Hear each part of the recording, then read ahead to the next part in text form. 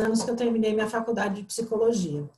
Ou seja, muita gente que está aqui nem tinha nascido, né? Quem está assistindo a gente aqui. E tanta coisa que já aconteceu e quanta coisa eu já vi acontecer dentro de orientação de carreira e dentro de gestão de carreira. Eu comecei atuando dentro de empresa, né? Então eu comecei já no terceiro ano de psicologia, eu assumi funções já voltadas à gestão de pessoas, cuidar de gente, podemos dizer assim, dentro das organizações. E cheguei a funções de gestão alguns anos depois, dentro das empresas, até que eu fiz a minha transição de carreira aos 36 anos. Eu comecei a viver um pouco o que eu gostaria de fazer da vida. Foi quando eu decidi que eu queria dar aula, eu queria compartilhar conhecimento, que eu fui fazer meu mestrado na Universidade de Brasília, e eu queria atuar com consultoria, porque eu queria variar os assuntos, eu queria trabalhar com outras coisas, né? Com vários segmentos, com várias empresas. E isso também me ajudou muito, e ajuda muito a gente, enquanto psicólogo, a compreender cenários diferentes, que eu acho que isso faz uma diferença enorme quando você quer falar de carreira de pessoas. Essencialmente, com carreira, eu trabalho desde 2002. Antes disso, eu trabalhei em vários outros subsistemas da área de recursos humanos, né? Então, em 2002, eu comecei a trabalhar com isso. No começo foi transição de carreira, na verdade trabalho com transição de carreira até hoje, mas trabalho muito com mentoria e orientação de carreira. O que eu vejo nisso tudo, gente? Eu vejo assim, eu sou de uma época, e muitos que estão aqui ouvindo ainda são também, em que falar de carreira era uma questão de você identificar quais as principais profissões que existiam no mercado, quando você falava de orientar a carreira, e você tinha que passava lá um conjunto de testes, conversava com as pessoas, fazia as análises, né, que é sempre a essência do nosso trabalho, de aprofundamento da análise, das reflexões que fazemos com as pessoas, e esse chegava a um veredito, podemos dizer assim, que essa é mais ou menos a carreira que a pessoa vai seguir. E, em geral, a pessoa pegava aquela carreira e levava ela 30 anos até o final da sua vida, né? Hoje eu percebo que essa oportunidade que a gente tem de atuação enquanto psicólogo, ela está muito mais rica, mas os desafios também são muito maiores. Porque, veja, as profissões que hoje existem, amanhã não vão existir mais. As pessoas que estão aqui hoje, que a gente está orientando hoje, a gente está conversando hoje, daqui a pouco vão querer fazer outras coisas que a gente nem sabe o que é, né? Então, o processo de descoberta das pessoas é que é o rico. Esse é o grande caminho que a gente tem enquanto psicólogo, sabe? Dentro deste assunto. Tudo que a gente sabe fazer de aprofundamento, de descoberta das pessoas, para que elas tenham plena consciência das habilidades que elas têm, de tudo que elas podem oferecer e do que elas podem desenvolver a partir das habilidades que elas têm, dos interesses que elas têm hoje. E essa abertura para essa ramificação de possibilidades é uma grande atuação nossa. No meio de tudo isso que a gente faz, ainda tem, claro, todas aquelas questões emocionais que vêm atrás de tudo isso, porque as questões não são tão concretas assim, que o apoio do psicólogo é fundamental, coisa que às vezes os profissionais de outros segmentos que tentam fazer esse trabalho não conseguem fazer como a gente faz. Então, a valorização da nossa profissão, ela tem que realmente acontecer. E eu estou muito feliz que o nosso CRP está olhando para isso agora, né? Olhando para esse lado da aplicação da psicologia do trabalho. Então, o que acontece? Quando eu olho para a carreira, você pode fazer milhões de coisas, boa parte dos nossos jovens hoje querem fazer o quê? Empreender. Eles não querem mais depender eles querem trabalhar por projeto, não querem mais ter uma estrutura tão rígida acima deles, não que isso vai deixar de existir, mas boa parte das pessoas hoje querem ter esse caminho mais do empreendedorismo. Então, o que é esse talento que está vindo agora? A identificação de tudo isso faz uma tremenda diferença. Mas tem uma coisa que é um desafio grande, sempre foi, mas eu vejo que cada dia que passa, ele é ainda maior para o psicólogo, na sua essência, porque a nossa formação é uma formação, na grande maioria, quando a gente está na faculdade, voltada à clínica. Então, já começa ali, né? A gente passa por algumas coisas voltadas à psicologia do trabalho, mas é muito incipiente. A gente não aprende a olhar negócio. A gente não aprende a olhar mercado. A gente não sabe, depois, no final das contas, se a gente não se dedica, a gente não sabe orientar, a gente não sabe dar apoio. De fato, para esse mercado que esse mercado está pedindo.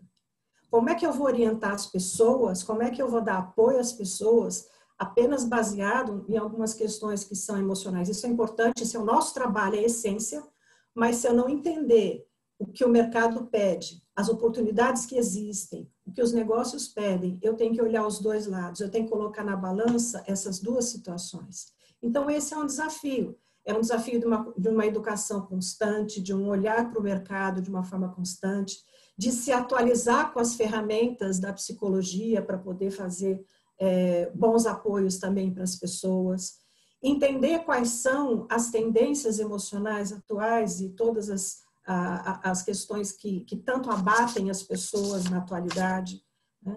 A gente fala tanto da pandemia, que é isso que está acontecendo agora, o que está acontecendo com as pessoas frente a esse momento? E tudo isso a gente tem que levar em consideração quando a gente fala com as pessoas e pensa em suas carreiras. Eu tive o prazer agora de ser convidada por um projeto de mentoria colaborativa para mulheres. Dentro desse processo, que eu peguei uma moça, né, começando a trabalhar com ela, e uma pessoa de 40 anos e que está repensando toda a vida aos 40 anos. Eu tive profissionais com idades muito mais avançadas, altos executivos, porque a gente pensa às vezes que orientação de carreira é só para quem está começando a carreira, e não é. As pessoas fazem transição durante todas as suas vidas, e quanto mais velhas, podemos dizer, elas são, quanto mais maduras elas são, maiores são os impactos que elas têm, maiores são as dúvidas e maior, às vezes, a sensação de o que eu fiz da minha vida. Olha o espaço bacana que a gente tem, enquanto psicólogo, para poder apoiar essas pessoas e fazê-las pensar e ressignificar todo esse sentido de vida e de trabalho para elas, né? Rafa, vai contando meu tempo aí que eu estou falando, tá? Como eu falei para vocês, eu trabalho com transição de carreira. Então, eu recebo pessoas, altos executivos de empresa, com muita frequência. E pessoas que, às vezes, passam 30 anos no mesmo lugar, 20 anos no mesmo lugar e são desligadas. Elas perdem o sentido da vida. Elas perdem o sentido do que é o trabalho para elas, né? E a gente sabe, nós psicólogos, vários de nós já estudamos isso, da importância dos sentidos, dos significados do trabalho para cada pessoa. Cada um tem a sua motivação, cada um tem um sentido, mas todos têm alguma coisa. E a gente recebe pessoas, muitas vezes, com uma autoestima muito baixa, muito baixa.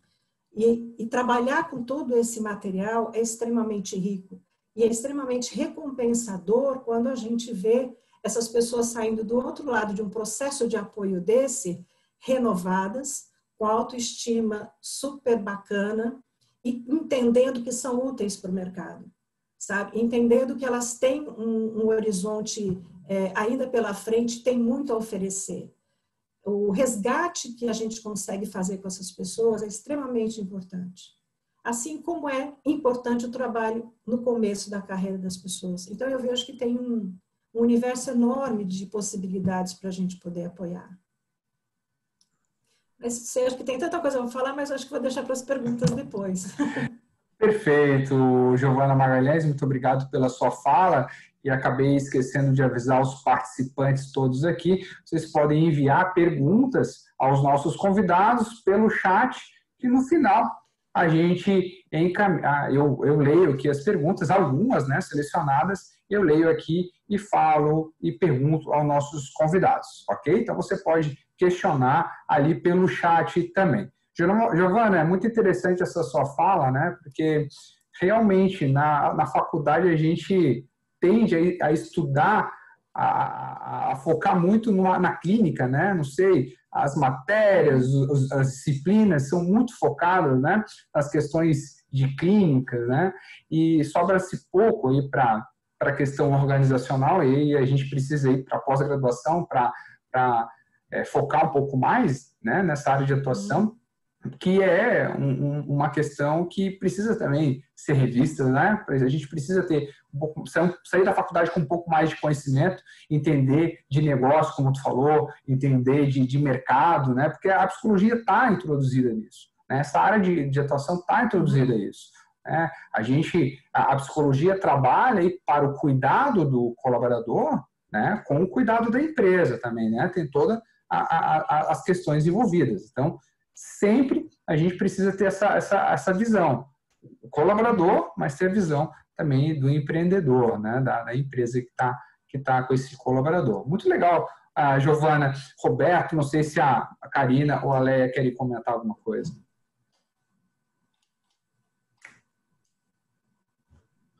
Eu acho que eu vou falar em seguida e aí eu deixo para comentar quando eu for falar mesmo. Roberto?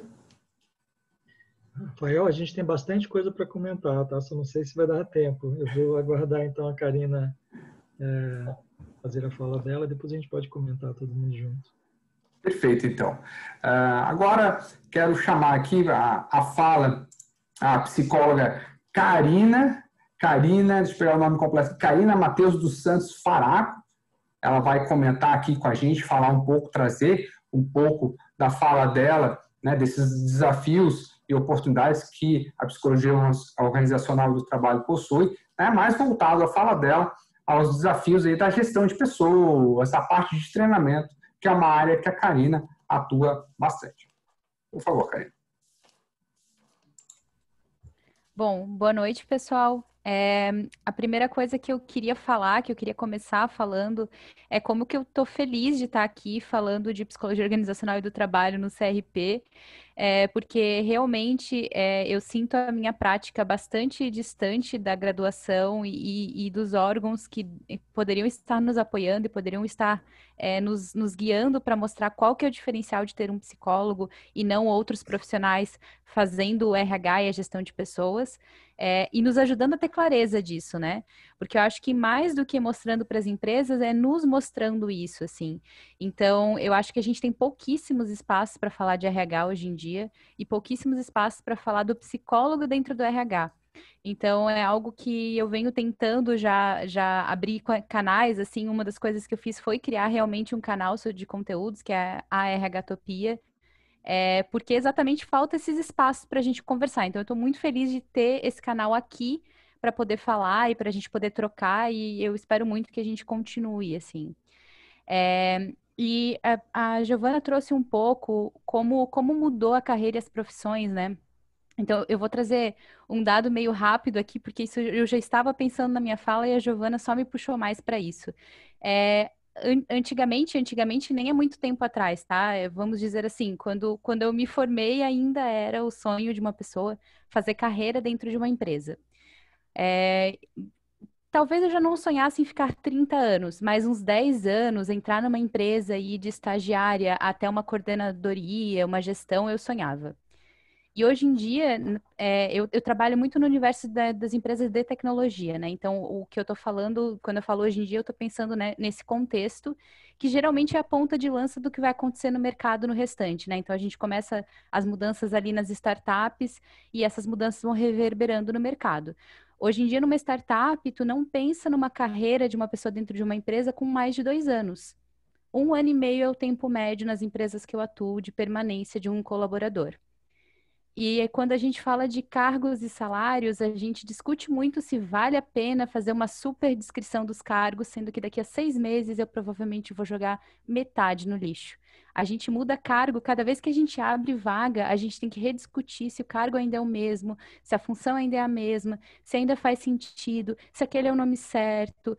E sempre muda alguma coisa, sempre a necessidade da empresa muda. Então, quando a gente fala de uma empresa muito pequena, cada colaborador tem que assumir múltiplos papéis. Então, o cargo, sei lá, o cargo de RH, ele não é igual para todo mundo, sabe?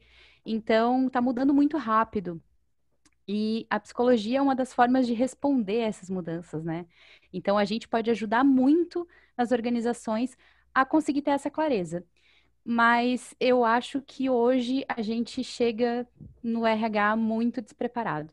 A gente sai da universidade com algumas coisas que são muito próprias da psicologia, e aí eu até separei aqui, anotei algumas coisas para trazer, né? O que que a gente consegue entregar de sensacional, assim. A gente consegue entregar uma profundidade de análise do contexto das pessoas que é muito difícil um outro profissional com outra formação conseguir entregar. É claro que é sempre possível, mas assim, a nossa bagagem nos prepara para essa análise profunda de cenário, de contexto, de entendimento do outro, de entendimento do que é o humano que está ali naquela relação e que pode estar melhorando ou piorando aquela relação. Só que a gente sai com zero ferramentas para demonstrar isso para o mercado.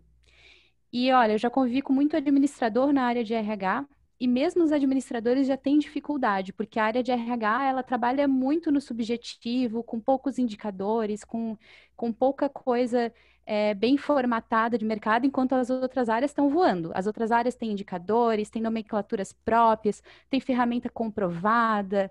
A gente está falando de aplicar a metodologia ágil, de como fazer as coisas saírem rápido, e o RH ainda está falando com as mesmas ferramentas de muito tempo atrás, que serviam num mundo muito, muito diferente do atual e do novíssimo mundo de quarentena, então, nem se fala, né? Não tem nem como comparar, assim. E se os administradores que entendem um pouco mais do universo das organizações e outras profissões já não estão muito preparados para isso, já não estão muito preparados para o RH, os psicólogos menos ainda. Então, acho que a gente chega meio rendido nas organizações. A gente sabe fazer algumas coisas, e o mundo do RH nos pede outras tantas que a gente desconhece como fazer. E aí a gente acaba aplicando o que já está lá, a gente acaba seguindo o que está estabelecido. E eu acho que requer muita maturidade do profissional construir essa carreira para conseguir olhar para as ferramentas e dizer, peraí, eu sei fazer melhor do que isso. Eu posso largar de mão essas ferramentas que estão estabelecidas e repensar todo esse processo. Eu acho que a gente tem que fazer um caminho muito grande para chegar nesse ponto, que é o que a gente pode entregar de melhor para as organizações. Então, eu tentei listar aqui algumas coisas, tá? Que o mundo nos pede para fazer como RH, né? Então, recrutamento e seleção, como é que a gente atrai, encontra, seleciona o candidato. Treinamento e desenvolvimento, como é que a gente pode desenvolver mais rápido o colaborador, como é que eu posso ensinar que ele faça o seu trabalho mais fácil. Cargos e salários, como é que eu remunero, como é que eu motivo as pessoas, como é que eu não perco elas para o mercado por causa de remuneração. Avaliação de desempenho, como é que eu meço o desempenho, o que que eu faço a partir daí, como é que eu desenvolvo, como é que eu decido quem é que passa ou não de cargo, né? Retenção de talentos, e aí eu quero botar um parênteses que eu não estou falando que essas são coisas que a gente deve fazer ou perguntas que a gente deve responder, mas são demandas que o mundo nos gera, né? Até porque retenção de talentos, por exemplo, é uma demanda super complicada que não tem muito sentido a gente reter pessoas, né? A gente tem que falar em promover com que as pessoas estejam bem aqui e quando terminar o ciclo, tudo bem, ok. Mas são demandas que nos são pedidas. Cultura é uma demanda que está sendo muito, muito pedido, né? Como é que a gente desenvolve propósito, valores, engaja os colaboradores, como é que a gente constrói um código de cultura, como é que eu explicito o que a gente vive dentro da organização. Cuidar dos funcionários, e aqui eu escuto várias, né? Ouvir todas as demandas, lidar com os problemas de todos os funcionários, liberar todos os gestores para que eles possam fazer o trabalho deles. Então, o trabalho deles não é cuidar das pessoas, né? Isso tem que ficar lá na portinha do RH. Às vezes até eu escuto, porque esse funcionário me incomoda, cuida dele. Então, vem essas demandas, né? Fazer gestão do clima da organização, cuidar de endomarketing, fazer gestão de eventos internos, cuidar da diversidade da organização, cuidar de toda a comunicação da organização, ser uma pessoa que cuida da transparência da organização também. Então, são muitas demandas e na realidade que eu vivo é geralmente uma ou duas pessoas para fazer tudo. Então, assim, a gente tem que ser multidisciplinar, né? E acho que a única demanda que vem de ser psicólogo, de fato, é saber lidar melhor com o problema dos outros. Todas as outras coisas são demandas genéricas e que eu acho que a gente até faz muito bem, mas que são demandas que são do RH em geral. E aí, dentro de tudo isso, todas essas demandas que vêm, eu acredito que o que a gente mais precisa fazer, mais do que responder a essas demandas, é perceber que o mundo está mudando muito rápido e que o que a gente mais precisa fazer dentro de uma organização é preparar a organização para essas mudanças. Então, tudo isso são ferramentas, são coisas que podem ser feitas, mas que a gente tem que trazer as pessoas porque é mais essencial. Hoje, a gente está deixando de lado as obrigações de formação técnica na área de tecnologia e se preocupando muito com quem as pessoas são. Então, competências comportamentais. Então, é um baita desafio todo o cenário que a gente tem no RH, mas é uma baita oportunidade também, porque já estava muito acelerado esse entendimento de que o que a gente tem que se concentrar é no que é específico do ser humano, né? O que as máquinas não conseguem entregar, que cuidar disso é o futuro das organizações, a gente conseguir desenvolver as soft skills, né? Mas são as competências comportamentais, na verdade. Isso é o futuro, e isso é o que a gente faz de melhor. Então, assim, a gente tem uma baita oportunidade na mão de nos diferenciar no mercado e de conseguir ter clareza do que a gente entrega de melhor e como a gente faz isso. Só que a gente está lotado de demanda, e a gente não sabe explicar muito bem como é que a gente faz isso, como é que eu vou medir, que tipo de ferramenta que é específica que a psicologia pode entregar. E aí eu não estou falando de teste psicológico, mas assim, o que a gente já construiu, que eu posso aplicar na organização, mas que realmente eu consiga aplicar lá na realidade, sabe? Porque as ferramentas que eu vejo, às vezes, elas são muito pensadas para empresas grandes, para outros contextos, e a gente não sabe muito bem como adaptar elas. Então, essa clareza de que a gente pode entregar isso, que a gente pode se preparar para esse mundo muito incerto, onde eu tenho que criar muita resiliência, muita inteligência emocional. Eu acho que essas são as temáticas do futuro, aí, na verdade, do futuro não, né? É do hoje para o futuro também, né? Então, essas são coisas que a gente pode fazer muito, assim. E a gente precisa conseguir traduzir um pouco melhor essa subjetividade, essas coisas, ser um pouquinho mais capaz de entregar isso para a organização de uma forma mais falando a língua deles. A temática que eu acho que é mais atual, né, terminando aí essa parte de contexto, de demandas, e que logo vai surgir muito forte para todos os RHs, é pensar na experiência do colaborador. Então, a gente falava de várias sub-áreas de gestão de pessoas, de várias aplicações, e hoje a gente começa a construir essa carreira de uma forma totalmente diferente, que é focada em criar experiência para o colaborador. Isso é algo muito novo, assim, né? A gente está comparando hoje em dia o colaborador com um cliente da empresa para poder fazer essa construção de jornada. Essa eu acho que é a temática do momento, assim, é o que todos os RHs que estão mais atentos, assim, querendo fazer algo diferente, estão procurando. Então, é uma temática para a gente estar aí olhando muito e que a gente também tem um olhar muito diferente de perceber o que vai funcionar nessa jornada mais, nessa experiência, assim. Então, essas são demandas que estão vindo do mercado, né? E aí, eu vou terminar minha fala trazendo algumas coisas que para mim foram muito importantes quando eu comecei a minha carreira, e daí eu acho que é onde a gente precisa delimitar melhor o que o psicólogo faz e como é que a gente ajuda nessa transição para o mercado, né? Eu vou dar um exemplo, não sei se o Roberto vai se lembrar, ele era meu orientador na época, mas uma coisa que me marcou muito foi que o primeiro estágio que eu fiz foi com engenheiros. E a gente tinha uma baita dificuldade de comunicação. E uma vez eu estava escrevendo um e-mail, e aí os engenheiros falaram que os meus e-mails eram prolixos e que eles simplesmente pulavam o que eu lia e iam para o resultado. E que eles não estavam interessados em qual método que eu apliquei, qual é o contexto que aquilo aconteceu. Eles queriam saber a resposta para a pergunta deles. E aí, como nós, psicólogos, somos muito apegados a contexto e a explicar por que as coisas chegaram naquele ponto, né? A gente acordou que eu responderia primeiro a dúvida, primeiro o resultado, e depois eu explicaria o que aconteceu e tudo que eu achava importante. É uma mudança boba, mas para mim isso foi um ponto de virada de entender que se eu continuasse batendo no pé, que era importante eles entenderem tudo que eu tinha para dizer antes de chegar no resultado, eu não ia conseguir me comunicar com eles. Eles iam só começar a me ignorar. E o Roberto, ele foi muito preciso, assim, em me trazer essas questões de tem que se comunicar com eles, o que tu tá falando é importante, mas não é assim, e me ajudar a entender esse outro universo. E, sinceramente, foi o primeiro ponto de virada, assim, da minha carreira. Hoje em dia eu adoro trabalhar na área técnica, acho que a primeira coisa que eu aprendo é qual é a linguagem que essa empresa fala, quais são os verbetes, como é que são os e-mails, e eu me adapto a eles, e não o contrário, assim. Então, esse é um primeiro ponto. Um segundo ponto que eu acho que foi muito de virada foi aprender legislação trabalhista e aprender coisas que são de fora do RH que o psicólogo está acostumado. E isso é uma coisa que está muito distante da gente na formação e que a gente geralmente tem uma crença muito limitante de que certas coisas o psicólogo não vai entrar. E eu acho que enquanto a gente pensar isso, a gente nunca vai ser estratégico para a organização. Porque para ser estratégico, a gente tem que entender de estratégia de empresa em geral, a gente tem que entender tudo que está em volta que influencia no RH, se é legislação trabalhista, entender de verdade disso. Então, assim, a gente tem que ter uma visão muito macro da organização. E se a gente se limitar a fazer processo seletivo, a não expandir os conhecimentos, a não pedir coisas que são fora do RH, a gente nunca vai crescer. E eu tinha pavor de pensar que o meu teto ia ser coordenadora de RH dos psicólogos, sabe? Ah, eu vou sempre ficar nesse quadradinho aqui que a psicologia me permite.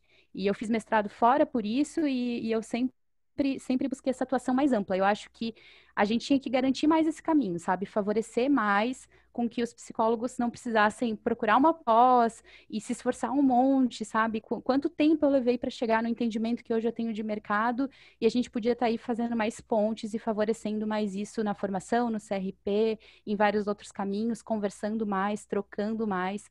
Então, eu vejo essas questões, assim.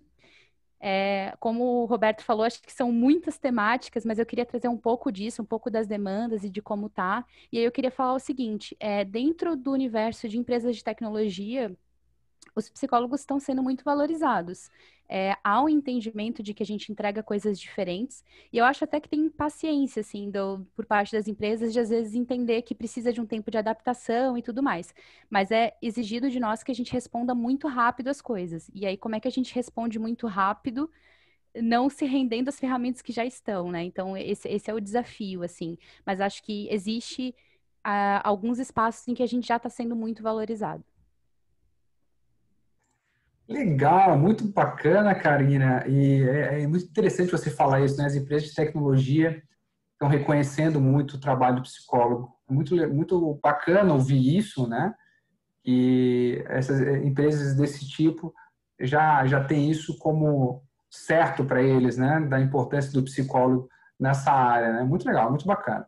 Vamos lá, vamos seguindo a nossa roda aqui. Agora eu chamo com vocês a psicóloga Leia Boumer-Wesning. Acertei, Leia?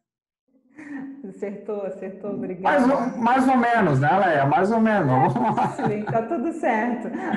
Então, tá bom. Leia, a Leia vai estar comentando também desses desafios, né, dessas oportunidades da psicologia organizacional e do trabalho, e ela vai comentar um pouco, assim, um subtema que é voltado a POSH, né, Psicologia Organizacional do Trabalho, e os desafios, né, do que pode contribuir na inovação e a transformação das empresas com a psicologia. Por favor, Leia. Legal. Boa noite a todos, é um prazer estar aqui com vocês, né? Desde o período da faculdade, enfim, sempre estive muito próximo do CRP, né? E sempre sonhei com esse momento, né? Inclusive com muita crítica, inclusive em razão de, puxa, onde é que está o nosso espaço também de colaboração, de contribuição, né? Dentro da nossa profissão. A gente tem esses desafios todos que, enfim, né? A Giovana, a Karina já trouxeram, de realmente trazer a profissão do jeito como ela é e com a integridade que ela tem para dentro das organizações e para dentro da própria formação, né? Estava ouvindo a Karina falar sobre a capacidade que nós temos, né, de análise, de diagnóstico, do olhar sobre o contexto versus o pragmatismo organizacional, né? E refletindo aqui o quanto justamente a psicologia tem sido mais valorizada e mais ouvida nas organizações, porque as organizações também precisam reduzir o seu pragmatismo e a sua visão de curto prazo, né? Então, nós estamos mais relevantes para a sociedade, porque a sociedade está entendendo que toda a construção que veio da própria Revolução Industrial, o olhar sobre eficiência, sobre desempenho, sobre meritocracia, sobre fazer mais com menos, sobre dizer que ninguém é insubstituível nas organizações, de que manda quem pode, obedece quem tem juízo, do controle, né, sobre as horas, sobre a vida das pessoas, de que isso tudo está sendo questionado pela sociedade. Né? Então, o nosso ponto de intersecção, né, e que a psicologia se faz muito necessária, é desse olhar. Olha só, não está na hora, então, de a gente voltar para dentro e refletir novamente sobre quem a gente é, né?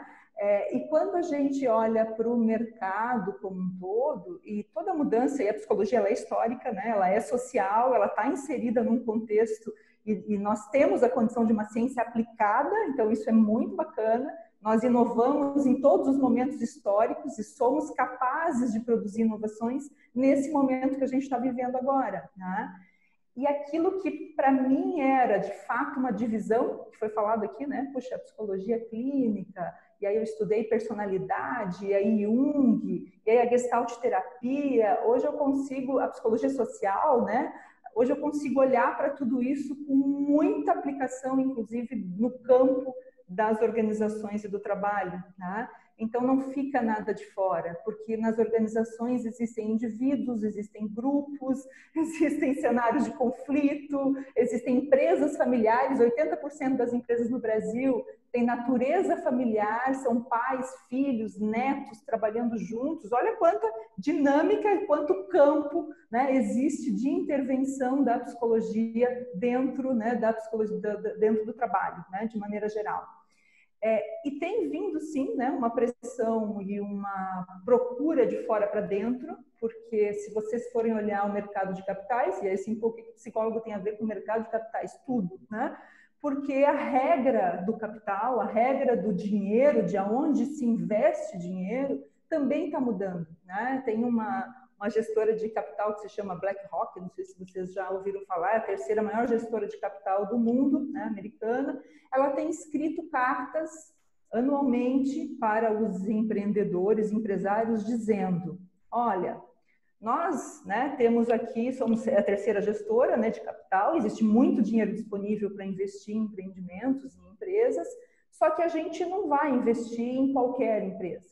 Por quê? Porque a relação de confiança do mercado com as empresas e das pessoas com as lideranças reduziu muito nos últimos tempos. É caso de corrupção, é aquilo que você promete e não cumpre, são contratos que não são cumpridos, contratos psicológicos, inclusive, né? Se a gente for olhar para o índice de engajamento mundial, é de só 15%. Então, como pode, né, num universo global, apenas 15% das pessoas se sentem engajadas com aquilo que fazem, com o ambiente em que elas estão, tá? Assim como a gente tem um índice de burnout, por exemplo, no Brasil, de 30%, né, dos trabalhadores ativos. Somos um país altamente ansioso, tá? Então, a gente tem percebido que essa transformação e essa inovação que está urgenciando, ela tem uma natureza social, ela tem uma natureza de momento de virada, né?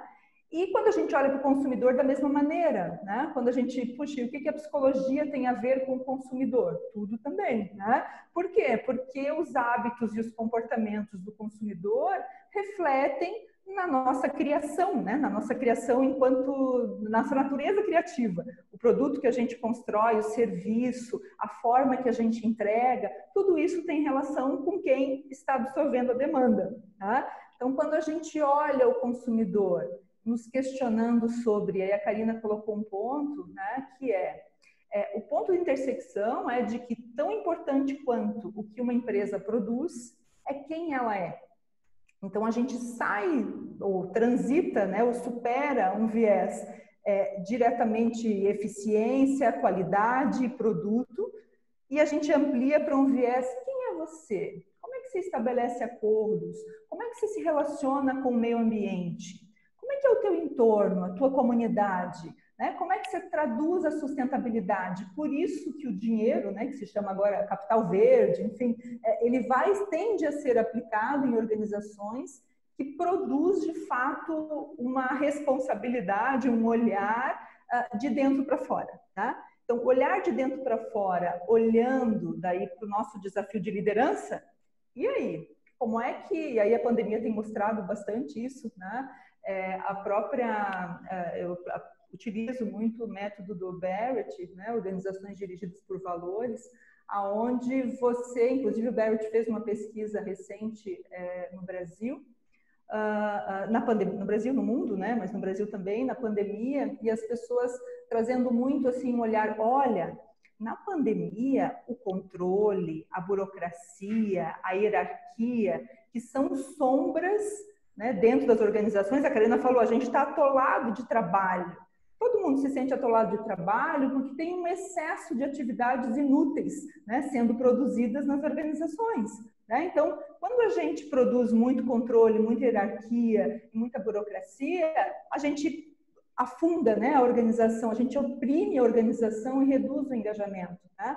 Então, olha só a psicologia olhando para esse contexto, dizendo, peraí, né, como é que eu vou trabalhar com esse gestor para que ele busque uma evolução dos seus próprios paradigmas, das suas crenças, dos seus valores?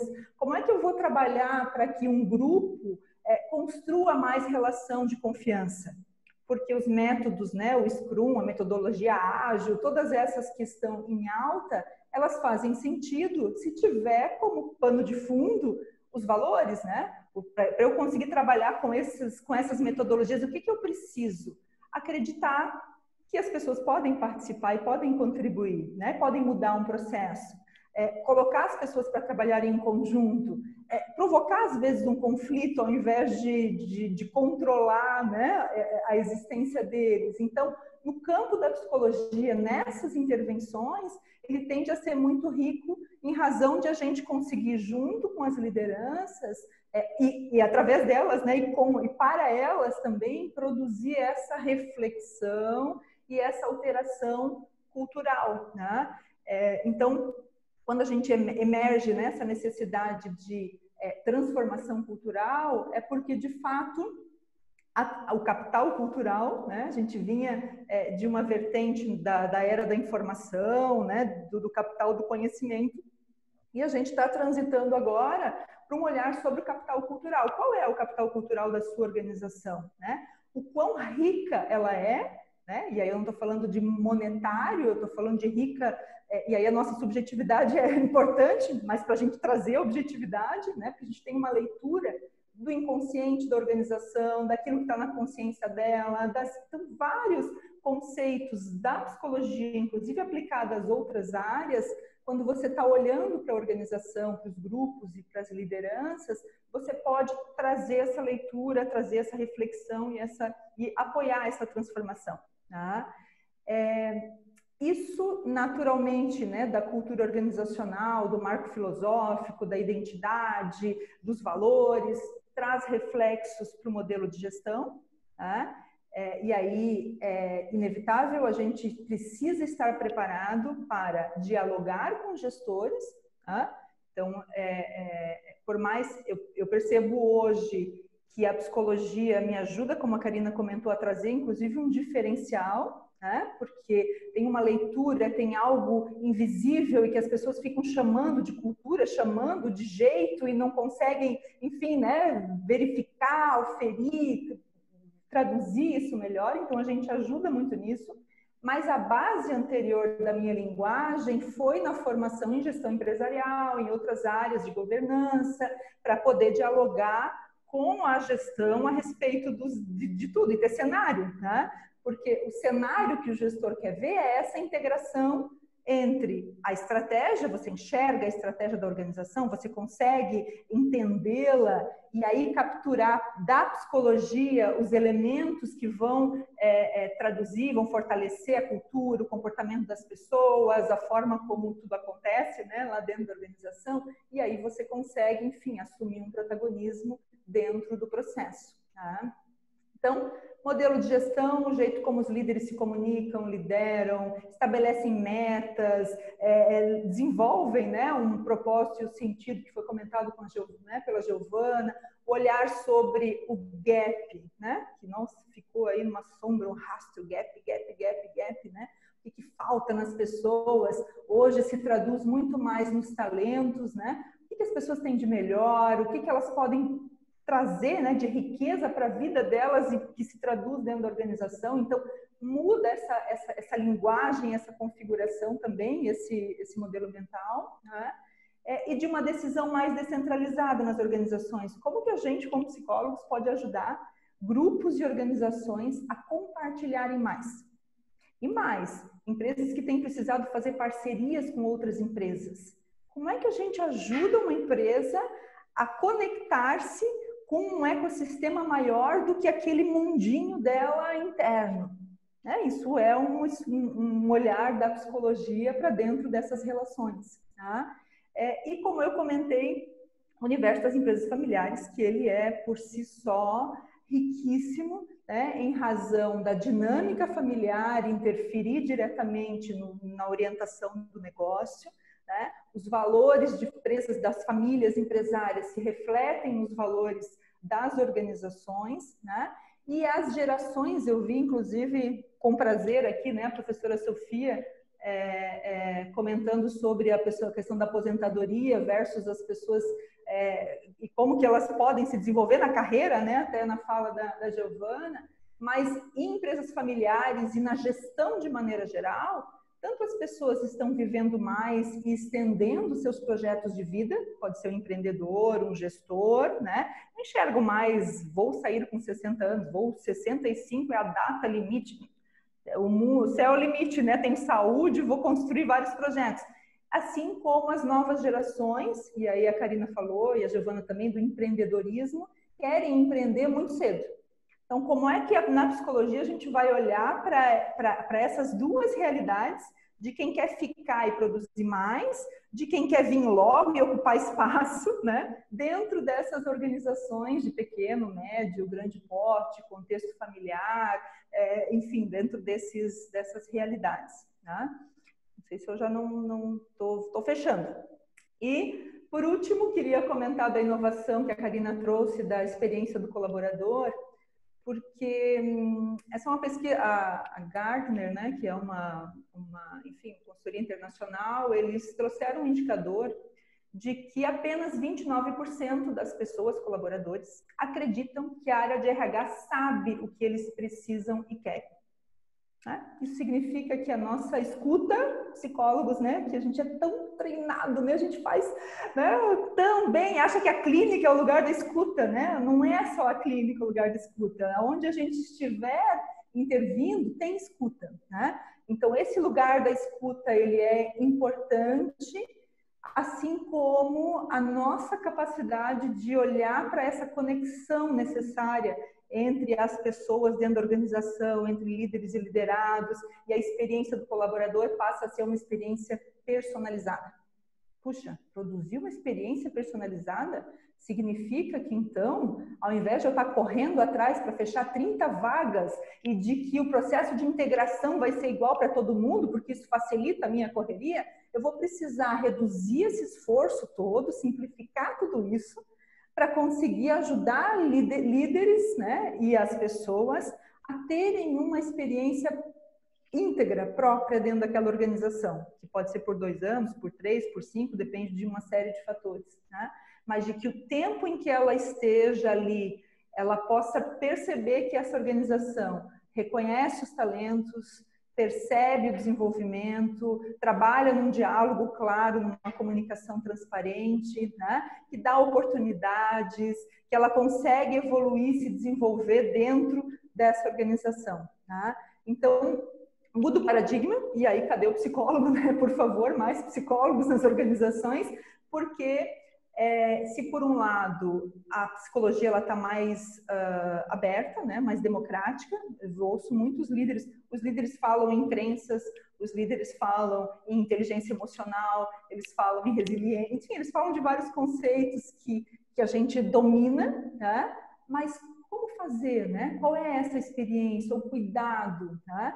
Desde, assim, faça uma reunião na pandemia, mas peça para as pessoas abrirem a tela para que vocês possam se ver, se manter integrado. Essas pequenas coisas do dia a dia que, às vezes, a liderança não percebe a importância que tem, né? Já que as nossas fronteiras também já não são mais fronteiras, né? Não sei se o Roberto está em casa, mas tem ali um armário, já vi que tem a sala, daqui a pouco pode passar um gato ou uma criança pode aparecer aqui perto de algum de nós, né? Por quê? Porque as nossas fronteiras, elas já não existem mais. Então, quem estiver numa organização dizendo, olha, isso aqui é uma questão pessoal, resolve em outro lugar, a gente não pode ter contato com isso, o nosso assunto aqui é exclusivamente profissional. mas não é uma pessoa que está contigo aí? Então, tem um processo importante para a gente ajudar e apoiar as organizações, que é enxergarem as pessoas de maneira integral, né? Que é apoiar esse olhar de que, assim, não tem a pessoa lá, a pessoa aqui, é a pessoa. Inclusive você, líder, né? Não tenta, não disfarça, né? Você também não sabe tudo, você também tem vulnerabilidades, você também pode admitir para a tua equipe que isso não se sabe, se está em construção. Então, tem muitos paradigmas para a gente apoiar, né, as lideranças e as empresas a superarem, a buscarem essa evolução, né? Então, o recado aqui, né, que eu queria deixar é de que, de fato, a gente tem um campo muito enorme, assim, riquíssimo, né? É delicioso estar nessa área, você consegue transitar, né, transversalmente, né, por vários temas, por várias temas, inclusive da psicologia, né? E que a gente tem um baita de uma missão, de um baita de um propósito dentro das organizações. Eu acho que, né, que venham aí mais psicólogos e que a gente consiga evoluir, avançar mais, né, na nossa profissão dentro das organizações. Perfeito, Léa. Muito obrigado pela sua fala. É muito rico o que você coloca para a gente, né? E a tua fala, junto com a da Karina, da Giovana, vem mostrando, né, o desafio que a psicologia tem nessa área, né?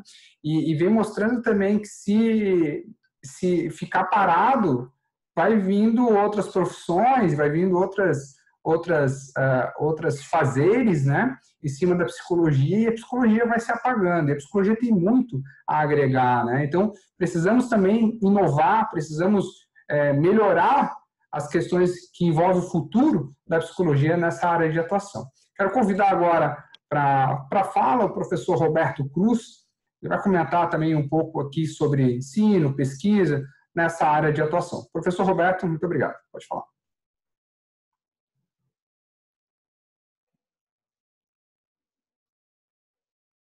Aqui abri meu microfone. Então, boa noite, pessoal. Rafael Frasson, aí, presidente da Comissão de Porte. Queria agradecer o convite, né, um carinhoso convite para participar dessa live com vocês todos. E, em nome do Rafael, queria cumprimentar todos os conselheiros, que eu sei que vários estão aí presentes nesse mosaico de telas, né? A gente pode ver. E estendido a todos os conselheiros, queria cumprimentar e parabenizar o CRP, né, o Conselho Regional de Psicologia de Santa Catarina, por estar realizando esse momento. É sempre um momento importante de trocas, né? A gente aprende bastante quando a gente troca, conversa, sinaliza, né, entre nós uma série de experiências e questões, né, que são interessantes para todos nós. E acho, Rafael, que esse encontro vai precisar fazer outros, porque são tantas coisas para a gente conversar.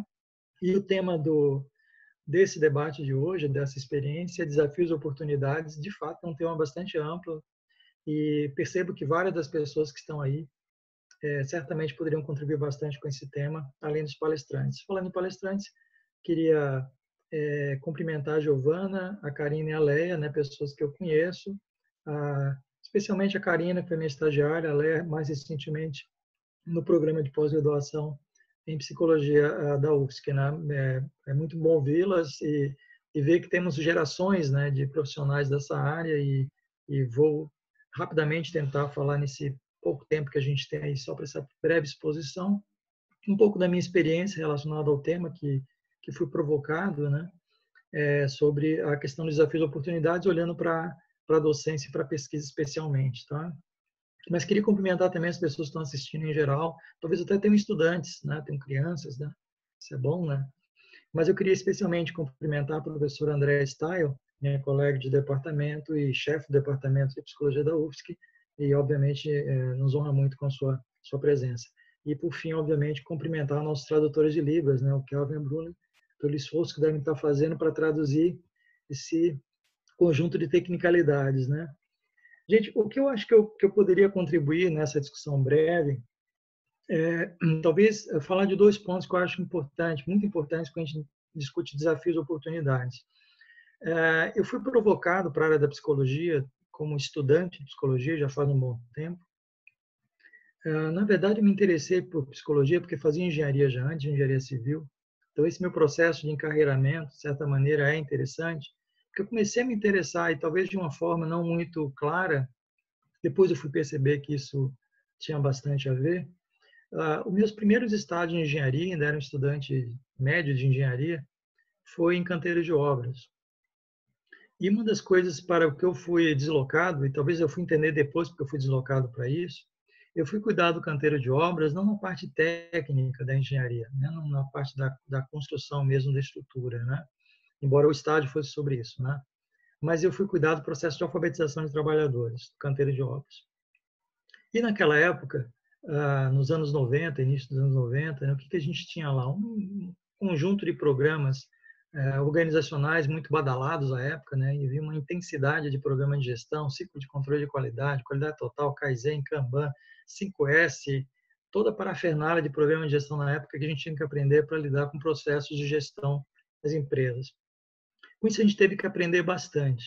A coisa que mais me fez aprender no meu estágio de engenharia, e comecei a fazer psicologia já no segundo ano de engenharia, foi perceber que pessoas, que alguns deles nunca tinham pegado no lápis ou no papel, com diferentes idades, dos mais jovens aos mais velhos, né, ferramenteiros, operários mesmo de construção civil, né, alguns em 3 meses aprendiam a ler e a escrever.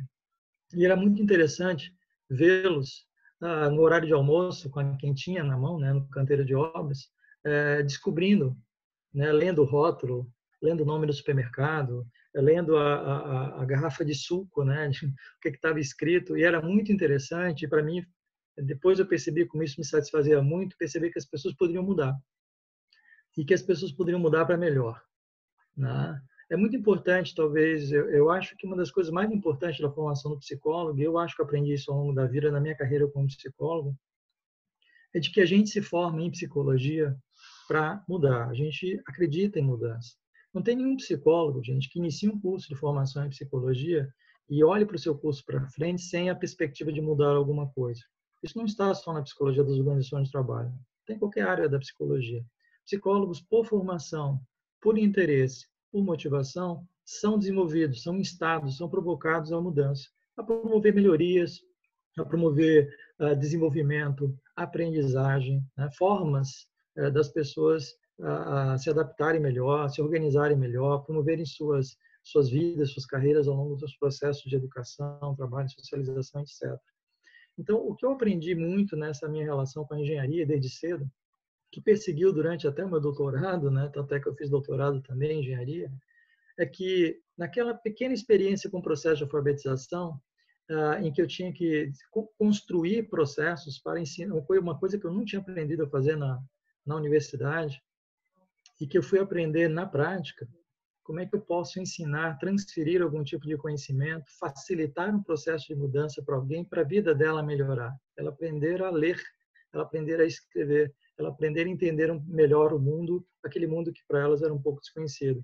Então isso me motivou muito bastante na minha carreira, e eu acho que talvez isso seja um ponto bastante central quando a gente fala em formação, quando a gente fala em exercício profissional e quando a gente fala pesquisa. Eu acho que a palavra-chave é curiosidade, interesse, motivação, interesse pela mudança, interesse em conhecer alguma coisa que talvez você não conheça tão bem.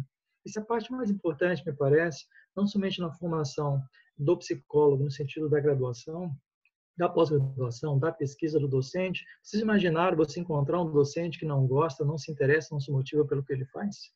Obviamente você vai ver isso imediatamente, assim como você encontra um profissional, ele não está interessado, motivado, disposto a aprender com sua própria profissão. Eu acho que essa é a primeira coisa mais importante que eu poderia comentar sobre isso. Então, quando eu vi aquela experiência, depois fui, né, obviamente, desenvolver minha carreira ao longo de vários processos de estágios. E uma segunda coisa que eu acho muito importante, especialmente para os mais novos, mais recentes na área da psicologia das organizações do trabalho, e isso pode servir para toda a formação de psicólogo, é que durante o meu período, inclusive de psicologia, eu fiz questão de fazer muitos estágios. Isso tem uma coisa que eu acho que me ajudou muito na minha carreira, foi ter me interessado, né, me disposto a fazer estágio nas mais variadas instituições e organizações sociais de trabalho. Mas só para vocês terem ideia, eu fiz estágio e cheguei a trabalhar durante um certo tempo como analista em moinhos de trigo, trabalhei em hospitais, trabalhei em empresa de transporte de mais de 2.500 trabalhadores, fui assinado minha carteira de trabalho como analista de recursos humanos, ainda nem formado em psicologia. Fui gestor de recursos humanos 6 meses depois de formado. Então, aqueles estágios, até manicômio judiciário eu fiz estágio, para vocês terem ideia, até da psicopatologia, isso me ajudou bastante, inclusive, a entender processo de saúde mental, né? E relacionado tanto às questões do direito quanto às questões do trabalho. E essas experiências todas que eu fui capturando no meu estágio, em vários estágios que eu fiz durante a minha vida profissional, antes mesmo de me formar, me fez aprender vários processos, né, de treinamento, de processo de seleção de pessoal, todos os processos que envolvem desenvolvimento, pesquisas intraorganizacionais, pesquisas de ambiência, né, que a gente chama, as chamadas pesquisas de clima, cultura, tal, as pesquisas de ambiência em geral. A gente foi aprendendo bastante coisa, inclusive como desenvolver instrumentação, realizar, construir, inclusive, instrumentação para o processo de trabalho, planejar carreiras, planejar ações, planejar processos profissiográficos, avaliar processos profissiográficos. Então, foi desenvolvendo uma série de competências. E eu acho que essa questão que eu queria chegar hoje sobre um dos aspectos também mais centrais que envolve desafio e oportunidades. Lembro também de um aspecto muito central dos meus estágios, que em vários processos, especialmente no meu estágio de engenharia, eu tinha que fazer a tradução de materiais, criar, né, fazer com que as pessoas entendessem equipamentos que eram escritos em língua estrangeira, que elas teriam que operar equipamentos em língua estrangeira, desenvolver apostilas, materiais, então saber escrever numa linguagem que fosse mais adaptada, não os trabalhadores se adaptarem à linguagem, mas você construir uma linguagem adaptativa, que é um pouco do que a Karina fez de outra maneira, né, com relação com outros profissionais. Esse processo que eu fui entender melhor lá no início do meu doutorado, quando eu tive que fazer um estágio fora do país, que eu fui entender que o nome disso se chama antropotecnologia, ou seja, colocar a tecnologia a serviço das pessoas, né? Então, todo esse processo de formação, em que eu fui começando a aprender a desenvolver determinadas competências, que eu chamo hoje de competências básicas, né? Que são essas competências que me abriu possibilidades, inclusive até de ser chamado para ser consultor de empresas também, que isso também é uma experiência que vários de vocês têm aí, né? Inclusive os nossos palestrantes. Então, aos poucos fui entendendo que uma das competências que eu conseguia me desenvolver mais era exatamente em investigar, levantar necessidades, avaliar processos, construir determinados mecanismos, né, e recursos técnicos para promover mudança, desenvolver processo de treinamento e capacitação de pessoas. Então, acabei entrando no mundo da educação, né, da educação profissional inicialmente, e depois da educação na formação profissional de psicólogos e de engenheiros, porque eu também dei aula na engenharia, dei aula na administração, dei aula em várias áreas, inclusive na psicologia. Então, essa relação entre mundo do trabalho e educação profissional, de certa maneira, no meu ponto de vista, me ajudou a desenvolver uma série de competências que eu considero muito básicas, né? Então, o que a gente pode dizer hoje, gente? Que essa área de conhecimento chamada psicologia das organizações do trabalho, ela é potente, ela tem uma produção de conhecimento e de recursos significativa. A psicologia das organizações do trabalho no Brasil é uma das mais importantes do mundo, né? Eu dirijo uma revista, sou editor-chefe da revista Psicologia e Organizações do Trabalho hoje, que é a principal revista dessa área da América Latina, só para vocês terem ideia. Então, assim, não nos falta hoje, e aí eu estou pensando em termos de potência mesmo, né, no nosso trabalho, que conhecimento, métodos, recursos, a questão nem passa por aí mais. Eu acho que a grande questão passa pela relação, né, entre a produção desse conhecimento, a produção desses métodos, a produção desses recursos e a capacidade de aplicá-los. E aí vem um pouco do que acho que a Karina e a Lé referiram também nessa direção. Esta lacuna, às vezes, que existe entre a aproximação entre o mundo do trabalho, o mundo da atuação profissional, do exercício profissional e o processo de formação. E esse processo, quanto mais se afasta, quanto mais se aparta, mais perdem as pessoas, né? Menos oportunidade as pessoas desenvolvem, porque encontrar exatamente essa relação nessa rede de atuação e formação profissional é que desenvolve competências importantes para ambos, né? Tanto para continuar a produzir novos conhecimentos e formando pessoas para a área, quanto para desenvolver exercício profissional. Eu queria lembrar vocês que aproximadamente 2 semanas atrás, nós fizemos o lançamento de uma grande cartilha nacional, é um e-book, é um livro, né? É um standard nacional, é um padrão que desenvolvemos, um grande grupo, trabalhamos 4 anos para isso, no e-book sobre competências para atuação profissional em psicologia organizacional do trabalho, que vai ser o documento de referência para a formação e para a atuação profissional. Só para vocês terem ideia, esse documento que está disponível já, vocês podem ver pela internet e pela Sociedade Brasileira de Psicologia Organizacional do Trabalho, que é a gestora desse projeto. Este documento, ele, vamos dizer assim, assinala campos importantes de desenvolvimento de competências desde a formação, da formação continuada em direção ao exercício profissional, em pelo menos 4 grandes campos, né? A psicologia do trabalho, a psicologia das organizações, a psicologia e gestão de pessoas e o ensino e pesquisa, né? Então, o ensino e pesquisa é hoje qualificado como um campo importante de desenvolvimento de competências para a atuação profissional. Então, se tem alguma possibilidade de desenvolver competências para o mundo do trabalho, ele também se afirma no processo de formação profissional. E volto a falar, eu acho que boa parte dos desafios da nossa carreira, a carreira de todos vocês, a minha carreira, em gerações diferentes, eu conheci muitas pessoas que, em rede, né, me propiciaram um conjunto de informações muito importantes para desenvolver minha carreira. E acho que avaliar o passado, avaliar o que aconteceu desde o meu estágio, todo o meu processo de encarreiramento, né, que começa na base, né, que começa lá no chão de fábrica, que começa com os operários, que se desenvolve em várias organizações, e isso eu acho que é muito interessante, você poder ter a oportunidade de trabalhar, de atuar, de aprender, de estar junto, de fazer uma relação multiprofissional. Isso amplia muito a sua capacidade de entender o que as pessoas estão demandando e formular para as pessoas soluções, processos que possam ajudá-la a melhorar, a desenvolver novas aprendizagens, novas condutas, novos processos.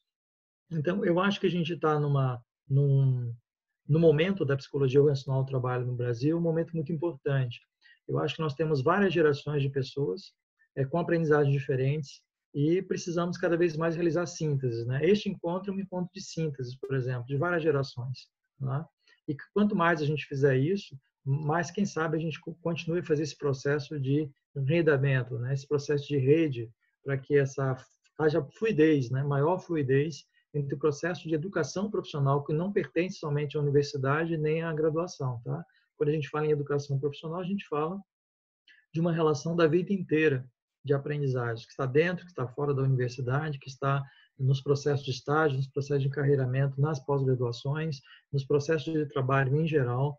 Isso é muito importante, que a gente tenha clareza disso, que isso é a base da formação das nossas competências. E, para terminar, considerando que eu acabei de fazer, estou controlando meu tempo, tem 13 minutos, eu acredito que esta oportunidade que a gente está fazendo aqui talvez nos mobilize a continuar promovendo, e aí eu estou instando o Conselho Regional de Psicologia a nos ajudar isso, junto com a universidade, com as empresas em geral, continuar fazendo processos e encontros para desenvolver esta construção entre nós, desenvolver competências, como a gente chama, esse saber fazer, que passa pelo que a gente sabe, o que a gente sabe o que quer fazer, que você pode desenvolver conhecimentos para o que você quer fazer, que você sinta que você pode fazer, que você possa desenvolver os recursos para saber como fazer, e, por fim, que você saiba fazer alguma coisa e de forma cada vez melhor nas organizações, tá? Em síntese é isso. Eu acho que, se pudermos, temos a oportunidade de debater esses vários assuntos. Eu estou disponível aí, tá? Muito obrigado. Muito obrigado, professor Roberto, pela sua fala. E realmente, né, professor, a gente tem um desafio grande em gerar essas competências, né, ter encontros como esse para fomentar essa área de atuação, né, tanto no estado de Santa Catarina, mas aí fomentar para o Brasil como um todo, né, e realmente é um desafio muito grande, né, professor Roberto. Mas o interessante é que esse evento faz a gente ter um gostinho de quero mais, assim, porque a gente já está indo para os finalmente e, nossa, foi um aperitivo de muita coisa boa que pode vir pela frente, né? O importante é a gente estar começando, né, iniciando trabalhos como esse para fomentar, valorizar, fortalecer a profissão. Deixa eu abrir agora para algumas perguntas. A gente selecionei algumas do chat aqui, que os participantes fizeram, e vou fazer agora selecionei uma para cada convidado, tá? Então, deixa eu começar aqui com a Giovana. Giovana, o Daniel Gonçalves perguntou aqui, você acha que este programa de mentoria poderia ser auxiliado com uma ferramenta em que se pudesse acompanhar planos de ações e outras métricas que ajudariam no andamento dessa mentoria?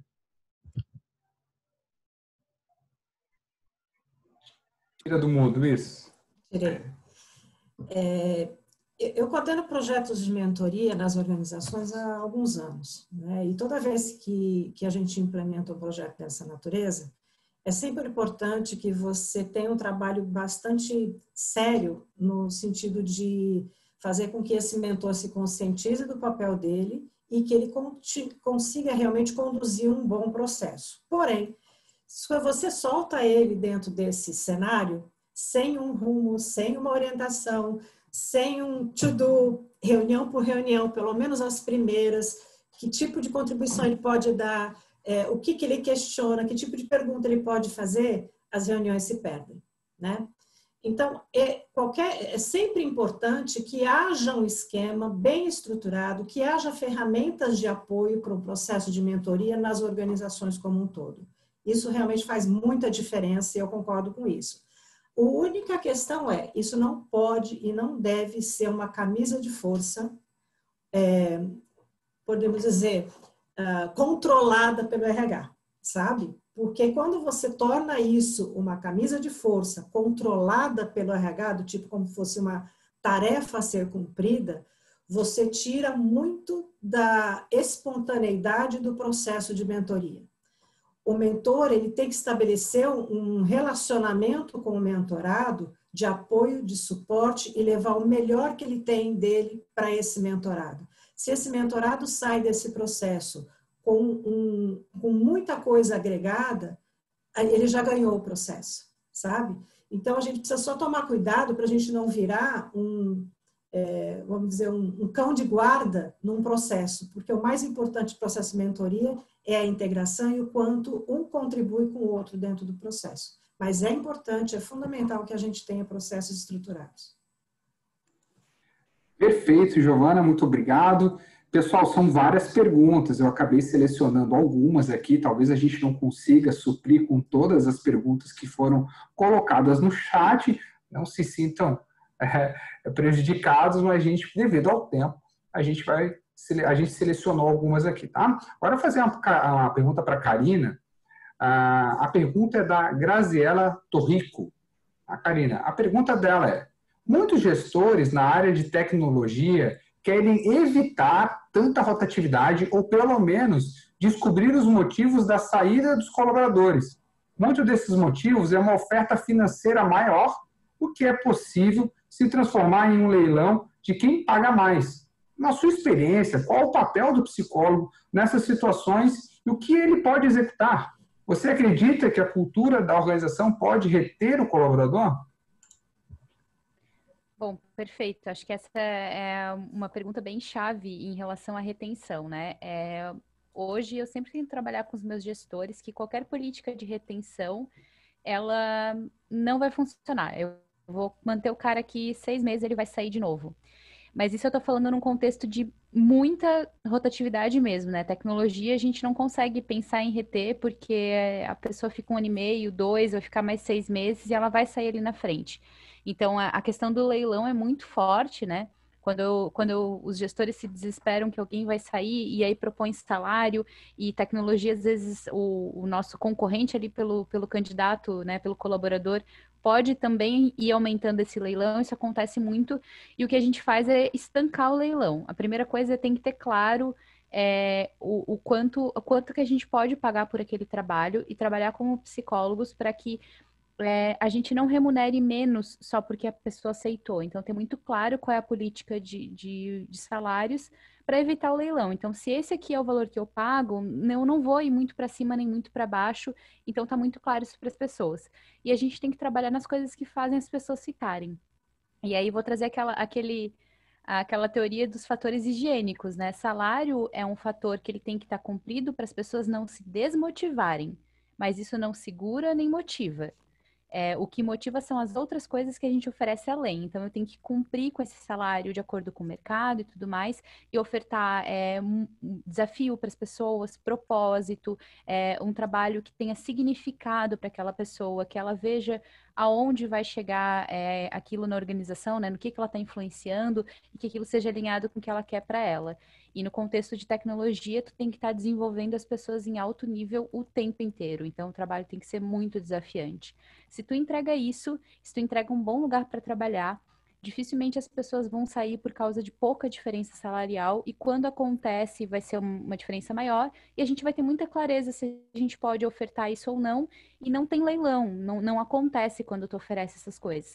E eu não estou falando de filosofia, eu estou falando de prática mesmo. Eu já vi empresas que fazem leilão e que não sabem o valor que vão pagar e acabam ficando rendidos nisso, e eu já participei de uma empresa em que a gente estancou isso, criando uma política muito clara e ofertando o resto. Então, dá para fazer, mas é assim. Perfeito, Karina. Muito obrigado aí pela sua resposta. Agora fazer a pergunta aqui para a Leia, dos nossos participantes. A pergunta é da Sara. Leia, consegues dar um exemplo de sua experiência sobre intervenções feitas junto a lideranças ou equipes que teve um resultado positivo a curto prazo e que a longo prazo pode alterar a cultura e o sentimento de propósito dos colaboradores? Bom, isso já é um tema próximo, né? Eu discuti um caso, mas tem, primeiro que o desenvolvimento e a transformação, ela se dá no médio e longo prazo, né? Então, é importante também a gente posicionar, né, esse desenvolvimento, dando clareza, né, para as lideranças e para a organização do tempo. Mas o ponto de partida, que a psicologia se apoia muito também, é o autoconhecimento, né? Então, na medida em que a organização consegue, e a gente consegue colaborar fazendo uma avaliação da cultura, que é diferente de avaliação de clima, né? Porque ela não vai medir a satisfação com aquilo que existe, né, de recursos dentro da organização, mas sim quais são os valores, as crenças, os comportamentos que são presentes e predominantes. E aí, na sequência, conseguir desenhar com a equipe de gestão, né, as estratégias de transformação, né, o olhar sobre, ok, se a nossa cultura é essa, agora quando a gente olha para frente, olha para a estratégia, para onde a gente está indo? E para onde a gente está indo, são esses os valores que vão nos guiar? Então, sim, existem, claro, diferentes níveis de sombra, né, ou de entropia cultural dentro de cada organização, mas a partir deste mapeamento e do reconhecimento de quais são as entropias, é possível a gente já desenhar com as equipes de trabalho as alterações. Aonde se dão as alterações culturais? Nos rituais, né, de comunicação, de reuniões, da forma, né, de interação com as pessoas, nos comportamentos e também nos processos, né? A Karina falou de vários processos, a gente tem não só no processo de RH, mas nos processos da organização como um todo, tá? Então, é possível sim, através das ferramentas tanto de abordagem individual com o líder, de abordagem de equipe e de mapeamento e transformação das ações dentro da organização, ir fazendo essas transformações culturais. Perfeito, Léa. Obrigado pela sua resposta. Agora a gente vai para a última pergunta aqui, ao professor Roberto. Professor Roberto, a pergunta é da Cláudia, ok? Ela pergunta aqui, o senhor vê um distanciamento entre a visão acadêmica e a prática organizacional?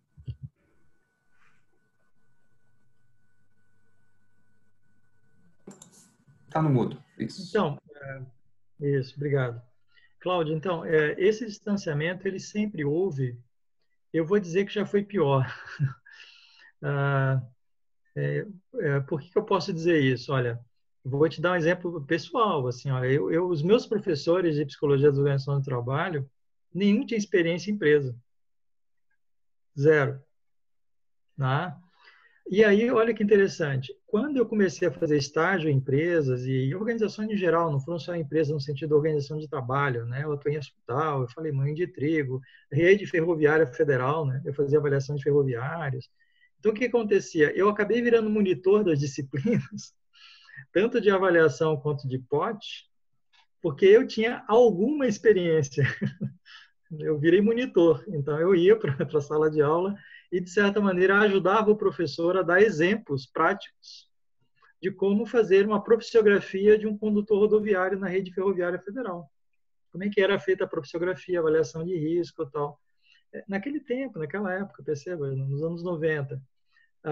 E com aquele montanha de programa que tinha que executar, 5S, Kaizen, Kanban, aquela montanheira de ciclo de qualidade, né, projeto Volva, era uma confusão, na parafernália de programa, André Stave deve bem lembrar disso, que significava isso. Então, naquela época, a gente era rapidamente colocado em prática. Tanto é que eu lembro que os meus colegas de turma, vamos dizer assim, eram pessoas que, como fizeram muitos estágios, a maior parte deles são pessoas muito bem colocadas em posições, seja na área empresarial, seja no mundo da pesquisa, na docência, né? Muitos deles viraram docentes porque a gente acabou se interessando muito pela pesquisa, né? Que estava muito em voga na época a construção de núcleos de pesquisa, diferente de hoje. Hoje a gente tem muitos núcleos de pesquisa, muitas pessoas com muita experiência, muita produção de conhecimento, que a gente na internet tinha, né, Cláudio? A gente tinha que estudar nos livros e nas bibliotecas. Então, era um mundo diferente. A gente tinha que correr um pouco atrás. Tá? Mas isso também nos impulsionava, nos fazia fazer estágios, e fazer viagens, ir para o exterior com muito pouco dinheiro, morando em pensão com 15 pessoas, 15 árabes do seu lado. Então, era um mundo diferente. Você tinha que enfrentar e tentar aprender com os experientes, né? Agora, algumas coisas eu aprendi também nessa relação circulando pelo mundo e pela vida. Por exemplo, eu fui estagiar em empresas fora do Brasil e que tinha lá o cargo pesquisador. Researcher, tinha lá o cargo pesquisador, estava lá no portfólio da empresa.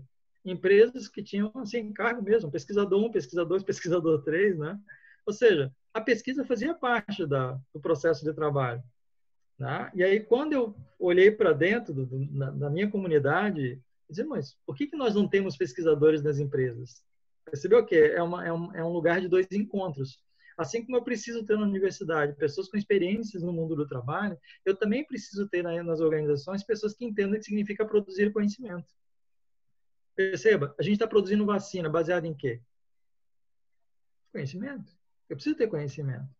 Como é que a gente vai fazer avaliação de determinados processos organizacionais se eu não investigar, se eu não levantar necessidade, se eu não tiver métodos mais rigorosos? Não adianta só fazer gráfico de pizza mais numa organização, gente. Olha, as pessoas são assim uma pizza, tá? Aqui é vermelhinho, é isto, amarelinho é isso. Isso é muito frágil hoje para as organizações. Você precisa ter dados, você precisa ter volume de informações, você precisa ter planejamento de trabalho. Isso que a gente faz muito na pesquisa e na docência. Então, hoje, professores e pesquisadores mais experientes nesta relação com o mundo do trabalho, eles certamente conseguem, inclusive, fazer supervisões de estágios melhores e fazer relações de trabalho.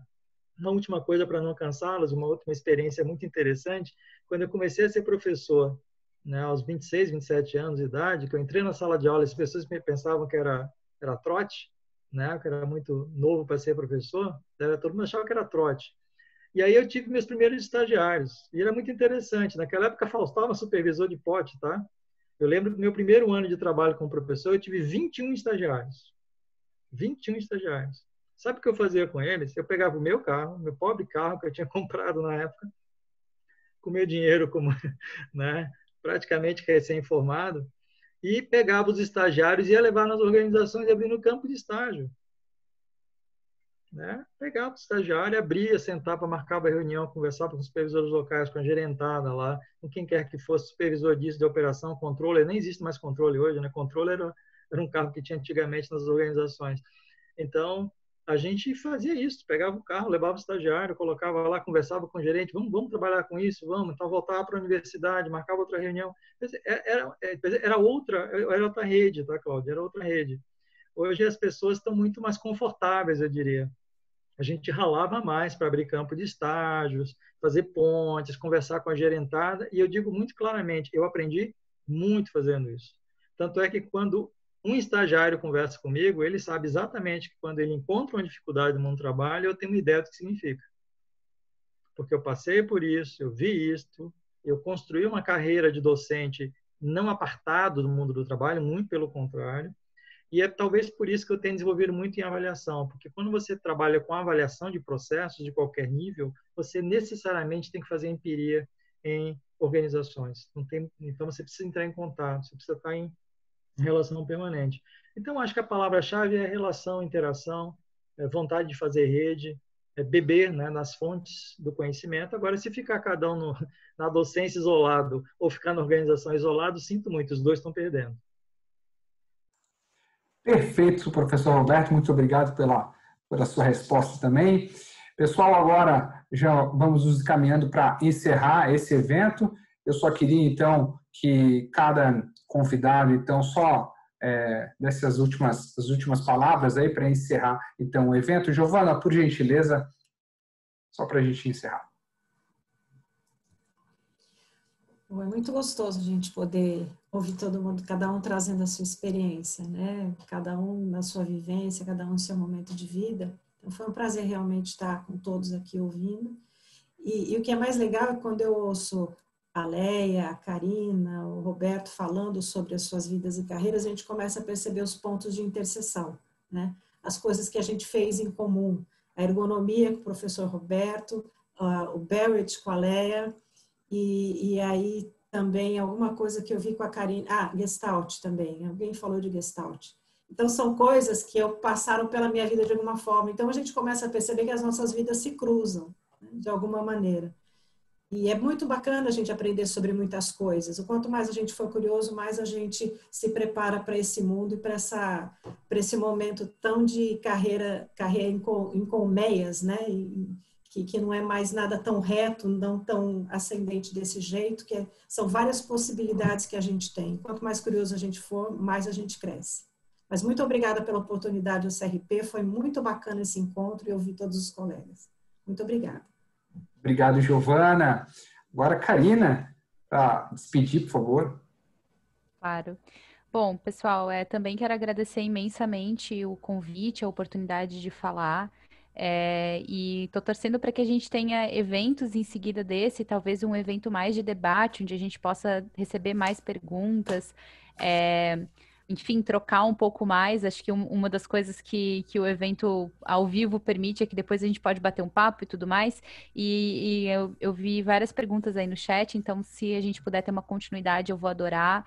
Quero trocar muito com vocês, escutar mais também, né? Quem não estava hoje na fala, sei que teria muito potencial essa troca. Então, faço um convite aí para que a gente faça uma continuidade disso, com certeza, tá? Obrigada pelo convite.